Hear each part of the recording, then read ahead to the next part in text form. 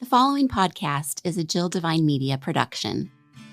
Christianity has become known for judgy people, strange words, ancient stories, confusing rules, and a members-only mindset. This is why I stayed away from the church for so long, but it's not supposed to be that way. I'm Jill Divine, a former radio personality with 3 tattoos, a love for a good tequila, and who's never read the entire Bible. Yet, here I am, hosting a podcast about faith. The Normal Goes a Long Way podcast is your home for real conversations with real people using real language about how faith and real life intersect. Welcome to the conversation. Hey there, this is Laura Fleetwood on Normal Goes a Long Way. Today I am joined in the studio with Christy Boulware, a dear friend of mine. Christy, you and I have known each other several years, probably about 5 years or so. Could we be pushing 10? Is it that long? Oh my gosh, we're old. No, we're young. We're young at heart. We're just getting started, baby. Yeah, we're just getting started. Christy and I shared a similar journey with anxiety.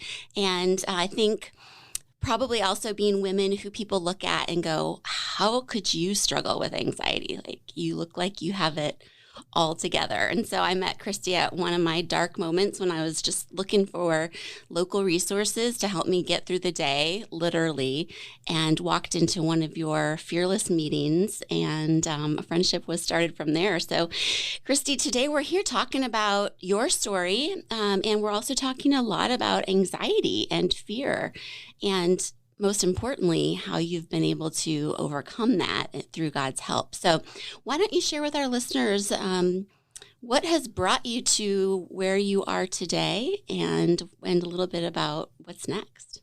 Laura, thank you for having me on the podcast. And your story has touched me. And I think that when our stories collide and we talk about authentic things and we're transparent about the things that we've walked through. I mean, I remember you talking about being impatient with the struggle that you went through. And I felt like, I can trust this girl. Yeah. Like, I can talk to this girl. She gets it. So I just want to thank you for being authentic with your story as well. And I believe that our friendship bonded because of your authenticity. So thank you so much for that. A little bit about me. So in 2011, I was diagnosed with severe panic and anxiety disorder. I'll never forget the day the primary care physician looked at me and he said, "This is what you got. You know, what are you going to do about it?" kind of thing. He gave me some suggestions, some ideas. But just like you said in the intro, I literally thought to myself, me? Right. Not me. Like, yeah. I'm the girl that's got it all together. Like, right. I've never been anxious in my whole entire life. I remember that. What? You know, and so he looked over my medical records from being in the hospital and just said, "This is what you have, and here are some suggestions." And then it was just like this hazy blur from that space. Like, what am I going to do? How am I going to live? Like, Annie told me to stop drinking coffee as I was pacing, the exam room with a huge cup of vanilla latte, So it was, my journey began of understanding severe panic and anxiety disorder in that moment. But what led me to that was really just a workaholic. I was super successful in my corporate career, and I was obsessed with achievements and accolades and money and the next big thing. And my priorities were just all wrong. It was all about me, myself, and I. And I was a prideful woman, and I was overworking. And my husband and my 2 kids at the time, my daughter wasn't born, was getting the leftovers of everything.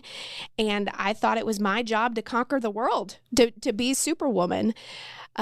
So 2011 had the nervous breakdown, and my journey just kind of continued of understanding panic and anxiety. And it was about an 18-month journey of overcoming, included medication, counseling, intensive counseling. And that pain kind of just birthed the purpose. And now I'm the founder and president of Fearless Unite, formerly Fearless Women. And now I'm just sharing with the world what I've been through and how difficult it was to overcome it. So take us back. First of all, how old were you when that initially happened? You're going to make me do math. Okay, so 2011, I think 25. I believe I was 25. Okay, so 25, you're kind of at a great point in your career, right? You had kind of climbed up the ranks. Yep. And so did you feel like, before it hit, did you feel like life is good? Absolutely. And honestly, the doctor looked at me before he gave me the diagnosis. He said, Christy, has anything traumatic happened in your life? Are you dealing with financial stress? Is your marriage okay? Like, he's asking me all these questions. I'm like, yes. I'm happier than I've ever been. I'm making more money than I've ever made. My children are great. My husband is great. Everything is great. And it was like this weird pause because he's like, then I know what's going on here. Like, you have severe panic and anxiety disorder. So it's like it didn't compute. Mm-hmm. And I think that people need to be careful about that, because when things are well and good, you don't expect that you could have a diagnosis of severe panic and anxiety disorder, because our world feeds it. Our world feeds success as you have to do it. Hustle harder, boss babe, keep going, don't stop, don't surrender. Surrender is a weakness, but really when you're following Jesus and you're surrendered to God, that's the biggest strength you could have, is walking in surrender. And that wasn't what my life looked like. I was a superwoman lady, and it wasn't until I had the panic attacks and couldn't leave my bedroom for 3 weeks that I realized I needed to untie my superwoman cape and lay it at the feet of Jesus. So what did that look like when the symptoms started? What were they, and how did you handle it before you knew what was going on? There's somebody listening here today that is going to go, oh my gosh, this has happened to me. So with what happens with stress and anxiety is when you are on overload and you're in fight or flight at all time because you never rest and you're constantly going, when you try to rest, it will often trigger a panic attack. So what happened was I was resting on the sunny beaches of Cancun, sipping my drink, reading People magazine. I all of a sudden realized that I can't breathe, and I'm literally looking at the beach and the ocean and should have been completely relaxed. And I had never experienced a panic attack yet, so I didn't know what to do. So I look at my husband, I look at my friends. I'm like, I got to go for a second. I couldn't speak.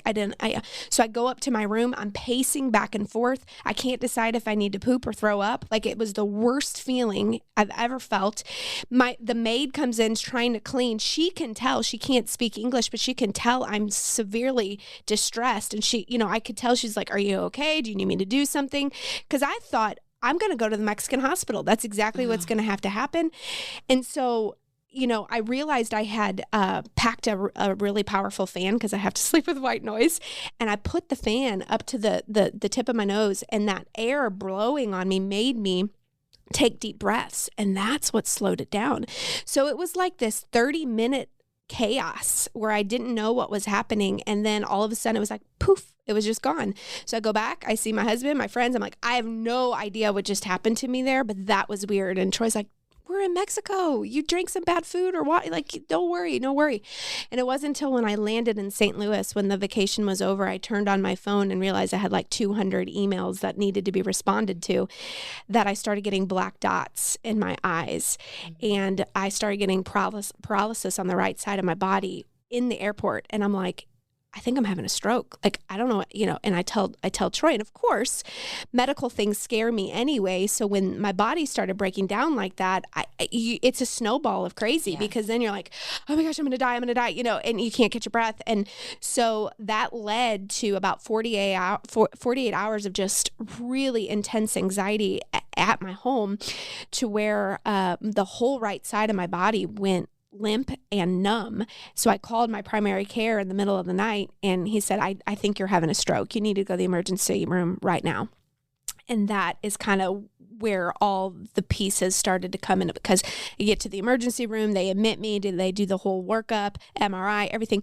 Doctor comes back in, the hospital doctor is like, Christy, everything checked out fine. You're fine. I'm like, and then you just want to slap him in the face. Yes, that is the worst. You're like, I am not fine. Find something wrong with me so we can fix it. Yeah, like, I'm having a heart attack. I know I am. And he's like, nope, this is anxiety. And I'm like, so what? Anxiety makes you feel like your heart's going to stop? Like, you can't compute. And God love the doctor. I mean, they are doing what they're trained to do, but they're inundated. They've got so much going on. They don't have time to sit with you and hold your hand and explain to you what's happening in your body and why. So he gives me a bottle of Xanax and says, take this, you'll do better. Make sure you follow up with your primary care physician. And I'm like, what? So I get discharged from the hospital, no hope, have no idea what's happening to me, with a bottle of Xanax. And that's where I realized my life is going to change forever if I don't figure out what's going on with this. So how did your healing journey happen? You said that after the primary care physician diagnosed you, it took about 18 months. Kind of share your thought process and what that looked like. What changes did you have to make? You know how they say sometimes you have to have an end of the rope moment for something to really wake you up? For sure. Mm-hmm. So it had been about 3 weeks since I'd been to my primary care, and he had given me the official diagnosis. He'd given me antidepressants and told me to take the Xanax if I felt like I was going to have to call 911. So at this point in my journey, I still had not taken the medicine because I didn't understand the medicine and I was scared of the medicine. And for some reason, I felt like if I took the medicine, it would be a death sentence, that I would have to take it for the rest of my life. And there are people that have specific genetics where they do need antidepressants. And for that, thank you, Jesus, that we have those types of medications. But for me, I'm the kind of person that has to understand what's getting put into my body and why I need it in order to have peace with it. Mm-hmm. And I had not been educated on what was happening and why I needed it and why it would be helpful. So it was about 3 weeks in my journey. And Laura, when I tell you that it was hell, that is an understatement, because I couldn't leave my bedroom. My mom had to watch my children. Anytime I opened the door to try to do life, the anxiety was so all-consuming that I couldn't breathe or function. Hair was falling out of my head in clumps. I hadn't eaten. I hadn't slept. I was a walking zombie. And at one point, my husband keeps hunting guns in the corner of our bedroom, and they're not locked, or they're not loaded, but my life had gotten so dark and so disturbing that just the thought of those guns before me was like a temptation of like, well, what if you just use those guns? Your life is going to be like this forever. You're never going to get through this. This is going to be who you are forever. So wouldn't it just be easier to just end it now? And it was the most awful feeling I've ever felt in my life. And the temptation of darkness sent before me was like, how did I get here? Like, why? How is this happening? And even the thought that I contemplated, maybe it would be better not being here, because I don't think I can do this. If this is my life sentence, take me now, because I can't do this. So you asked, like, what was my moment? My moment was on my bedroom floor, looking up to a little cross that I received from a friend, going back to my Catholic roots, because at this point I wasn't truly a follower of Jesus, but laying on my knees saying, God, if you're real, if you can help me, please do.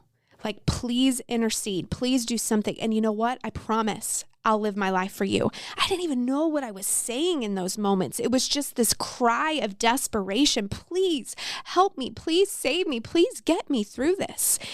And then, my husband came home and he saw that I had put a blanket over the guns in the corner of the room, and he saw it immediately. He's like, Christy, why are there blankets over my guns? And I just, Laura, I like lost it in his arms and just said, I had a really hard day and they were a temptation. And he just knew. He knew in that moment, like, oh my, this is serious. And that evening, he was being kind of just mentored by a godly person in our life. And that mentor just said, you grab her up in your arms and you pray over her. And at that point in our marriage, we had never experienced like pray together type of thing. Mm-hmm. It was kind of, like we just didn't do that. And he held me in his arms and he prayed and he asked God for wisdom. He said that we do not accept what Christy is going through right now and we need help. Please guide us. Please lead us. And, shortly after that prayer, the next day, I slept for the first time that night after the prayer, and that was incredible. So it's like the tide just started to turn in my favor once that surrender moment took place. And the very next day, I felt a prompting to reach out to an old college friend, and I did it and I know it was the Lord leading me. And turns out she had experienced the exact same diagnosis and almost the exact same story as I did. And she just poured out her wisdom on me, telling me, hey, you're not going to get through this without a real relationship with Jesus. So make sure that's your priority. like 10 books to read to help me understand what I had been going through, told me take the medicine that the doctor gave me, that it will be helpful. And it was just like, those were the moments that I needed to really realize like, okay, I am going to get through this. This is going to be hard. This is going to be some hard work, and I'm going to have to really dig deep. But I had hope after that. I just want to say for anybody listening that chances are either you are struggling with something similar or you have someone in your life struggling with something similar, because anxiety impacts like 1 out of 4 Americans. And so this is a really important conversation. What would you say, Christy, to somebody who is listening and saying, I totally relate, but I haven't gotten to the healing yet. I'm still in the darkness. What would you say to them, like your friend said to you?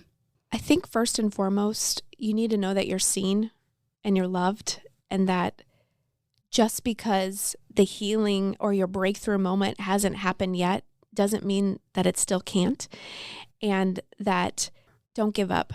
I think I get frustrated when I hear people talk about suicide in a way that it's so selfish and it's just in such a negative light. But I've been in that darkness where it's like, I'm grateful I didn't do it. I didn't take my life, but I understand the depths of hell that it's like. And you're not selfish in that moment. You actually think that you'd be helping your family out, or that it would be a better off without. And that is a lie from the pits of hell that the enemy wants you to believe. And so I guess the thing is, don't give up. Seek help. You talk about your tribe, find your team, find your people. I think a good clinician is so important. If you are seeing a mental health specialist that doesn't seem to be understanding you or isn't quite advocate for yourself, find the right one. And then a Christian counselor. I really believe that overcoming fear and anxiety is a spiritual, but also a physical and a mental thing. So it's like, you cannot forget the Jesus part when you're trying to overcome a mental health battle. But we also sometimes in the faith community will be like, well, you just need to pray more. You just need to read your Bible more. You just need to worship more. All that stuff is great. But sometimes you need that physical help, like with talking through with a therapist, or the medication, or changing your diet, or, getting more exercise, changing the physical things of your life to help. It's a full circle thing. So that breakthrough moment, maybe you haven't had it yet because there are other areas that God is working in that he needs you to awaken yourself to. So I think the holistic approach that we are body, soul, and spirit, and all of those things need to be worked through before we might find that total breakthrough moment. And that's really the passion behind your current career, right? Yeah. So walk us through what Fearless Unite is and some other resources that you are currently working on that people can utilize right away to get some help and to get some insight. So Laura, you mentioned 1 in 4. So the recent statistic is 46 million Americans will reach a mental health diagnosis by adolescence. And I just thought, that's half of America, Laura. So Fearless Unite recognizes that this is no joke, and there has to be resources and conversation and community around these topics so that we can walk alongside people and help them be overcomers through the power of Jesus and taking a holistic approach to it. So Fearless Unite is an organization that helps people overcome fear and anxiety in a world that feeds fear and anxiety. So what we do, we've really taken a step back from kind of the bigger events. We used to be every month we would have these really large, big events. And now we've realized that people need community, that people need discipleship, that people don't just talk to me about fear and anxiety, walk me through fear and anxiety. So what we're doing is having retreats where we get away in a beautiful place and we pour into you for 3 solid days. And we have impact studies. Those are our version of Bible studies where we have 10 different studies that you can choose and walk shoulder to shoulder with another for somebody that's dealing with fear and anxiety and take a Bible study for 6 to 8 weeks. We also have what we're calling like Nourish events. And Nourish events are when we get away to a little coffee shop or we get away to a tea shop and we just allow 25 to 30 women in and we spend 2 hours with them where we pour into them and teach them how to nourish their body, soul, and spirit. So Fearless Unite is an organization that walks alongside of you, and we just have community events all throughout the year, and I'm proud to be a part of it. So where can people find more information about the next event coming up, or just be able to learn about the Bible studies or anything that you're involved in? Super easy. fearlessunite.com. fearlessunite.com. And you just go to upcoming events and it'll tell you the things that we have going on. That's awesome. I would encourage all of you to check that out because, like I said, even if you're not struggling, chances are you know somebody who is. And I know that you have impact studies all around the country, yes, not just here in the St. Louis area. So don't let your location be a barrier either to getting some of these resources and help into the hands of people who need them.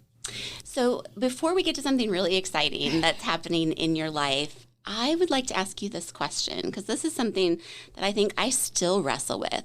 What do you tell the person who is experiencing a mental health struggle and they feel shame around it? Because, you know, I think when I went through my struggle, I was a church worker even back then.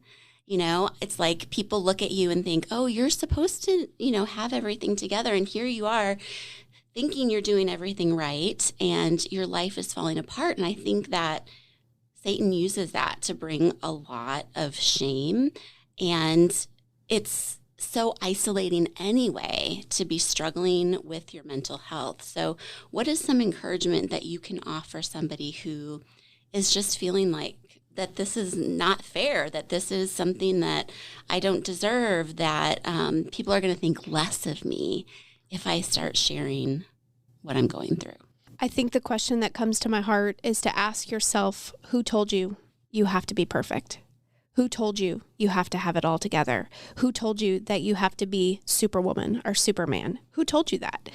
Because often it's a lie that we believe inside ourselves, that we can't be vulnerable, that we can't be that we have to be successful. And especially with highly driven people that are just built differently, we struggle with this idea that we have to be perfect or we have to have it all together. So who told you that? And then the next thing I would say is, have you read the Bible? Because, you know, we got King David. He was a big mess and lamenting and walked through depression. And there's a psalm that he has that, like, and you read it in the Passion version. We'll have to link it in the show notes because I can't remember specifically. But you read it and you're like, whoa, this makes me uncomfortable, like how much he was depressed and anxious. And I think about Jesus in the garden where he sweat blood, right? There are things that we don't even look at or unpack in scripture that is right in front of our eyes, that they struggled too. And they had problems with depression and anxiety. The words just weren't, you know, defined like that then, right? Mental health is more of a buzzword now, but we live in a fallen, broken world. And as soon as Adam and Eve decided to sin, our world became broken. And that means that our mental health is broken. And so I think it's one of those things where we don't have to be perfect. We don't have to have it all together, but we do need to try. We do need to understand what's happening to our bodies and why we're experiencing the things we're experiencing. I have this little phrase that I call it smoke alarms. If a smoke alarm was going off right now, Laura, what would you and I do? We would be like, we got to stop this podcast. We got to take care of something right now. Well, what happens is God has built individual smoke alarms inside of our bodies, but we ignore them every single day. That insomnia, that headache, that tension in your shoulder blades, that stomach ache that won't go away, that shortness of breath, that tightness in your chest, all of those things are smoke alarms going, Laura, Christy, hey, something's not right. Pay attention to this. But we don't. We just buzz right through. We ignore the smoke alarms, and then things just snowball more and more out of control. So part of my passion is teaching people about smoke alarms and saying, hey, don't ignore that. There's a reason that God gave us those smoke alarms. And if we'll just be diligent to pay attention to those, we might not get so far down the road. Hope I answered your question. Yes, absolutely. Absolutely.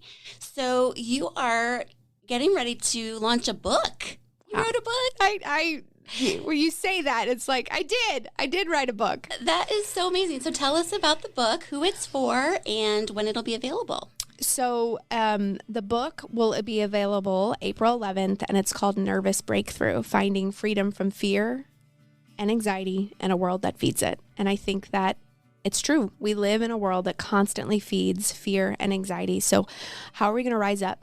How are we going to be men and women of God that will realize that fear and anxiety is all around it, but not let it consume us, not let it take us down? So the book is 13 chapters. It walks you through my story and just piece by piece.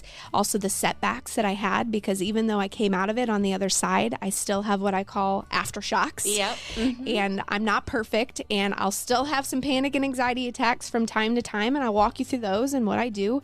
But really, it's truly about 13 chapters of what I did to institute a healthy body, soul, and spirit in my life so that I can be an overcomer through fear and anxiety. So I say severe panic and anxiety disorder was a label I once was, but it's not who I am anymore. So people can find the book where? Amazon. You can go on Amazon, but you can also get it at fearlessunite.com. If you're local to this area, we're going to have a few spots where you can check it out. So, oh, that's exciting. Yes, you'll have a little local place to go pick it up. But if you're just an Amazon Prime member and you can't wait to get it, you can order it on Amazon too. Awesome. Well, is there anything else you would like to say to people who are listening who some of this just resonated with? Any encouragement or anything else that you'd like to share? I think, Laura, we're two women that are speaking about this pretty openly and candidly, but I guess I just want to say that anxiety doesn't pick sides, that men deal with this as well. And if you are a man listening to this today and you haven't quite taken the steps to be open and vulnerable with the fact that you are struggling with this, please do. Please do. I know that my husband has been talking openly about his journey with what it was like to love me through anxiety, but then also having his own experiences with fear and anxiety. We would love to talk to you about that. We would love to walk through that with you. You're not alone, and just be brave, be bold, and go ahead and tell somebody you're struggling. Thank you so much. To everybody listening, we know that you all have a story as well. Everybody has struggles in this life, and we just need to share those struggles, and that's what God uses to bring people into our lives to walk alongside us. So today's topic happened to be about fear and anxiety. We hope to cover more issues in the coming months so that we can equip you and share stories that really hit home. That's what Normal Goes a Long Way is all about, that we're just normal people who believe in an amazing, wonderful God. And so we hope and pray that this episode was a key part of your journey.